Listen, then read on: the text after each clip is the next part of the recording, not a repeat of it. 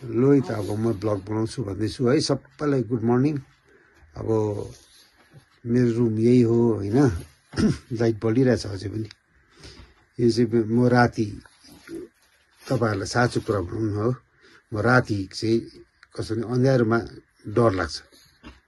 सानोदेखि बानी क्या, बाबाहरूले होला भूतको कुरा गरेर कि डर लाग्छ क्या मलाई।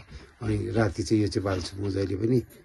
अनि यो स्पिकर चाहिँ ल्याएँ, खै अब माइक्रोफोन ल्याउनु पर्ने, फेरि यसमा उयसको हुँदो रहेछ के अरे यो ब्लुटुथको।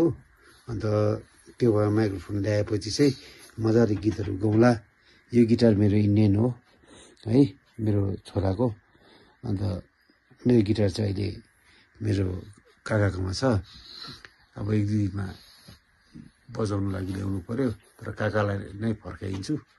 मैले काकालाई गिफ्ट दिएको हो त्यो। यो मेरो बुढी काम गर्दैछ यहाँ होइन। मेरो एन्जल त यो सिरो त यस्तै हो। सिरो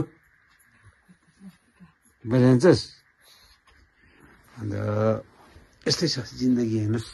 अब लथालिङ्ग छ हो। अब यस्तै हो बिहान त। अब के गर्नु, बुढिया लासमा जानु आँटेको। मेरो साथीको आमा बित्नु भएछ, अशोक भन्छ। अस्ति मैले इन्टरभ्यू पनि दिएको थिएँ त्यसको। अन्त त्यसको लासमा जान्छ। सिरोले हेर्दैछ मलाई, बाहिर जान्छ कि भनेर हेरेको है तैँले। बाहिर जान्छ भनेर हेरेको। म जान्न बाहिर, मैले ब्लग गरेको। ल नानी यस्तै हो मेरो चिजहरू, यति नै हो, यस्तै हो। बुढीको हो यो। अब मेरो त केही त जाउँदैन यहाँ। यो चाहिँ मेरो पर्फ्युमहरू मात्रै हो। जिम जाने बोतलहरू यस्तै हो। बुढीको लुगाहरू यस्तै छ है। अन्त यो चाहिँ मैले आफै बनाएको। यो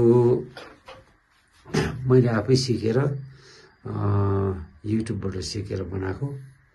अन्त यो दैलोहरू पनि मैले आफै बनाएको। यो डिजाइनहरू यो मैले आफै गरेको है। यो कलरहरू पनि आफै होइन। अन्त यो दराजहरू पनि मैले आफै, दैलो पनि मैले आफै बनाएको।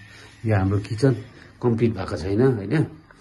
अन्त यहाँ यो गर्नुपर्ने छ, क्याबिनेट बनाउनुपर्ने छ। यहाँ क्याबिनेट बनाउनु पर्ने छ है। अन्त यो मेरो आमाको रुम, यो मेरो आमाको रुम, यो मेरो आमाको दिदीको बेड हो। यो मेरो आमाको।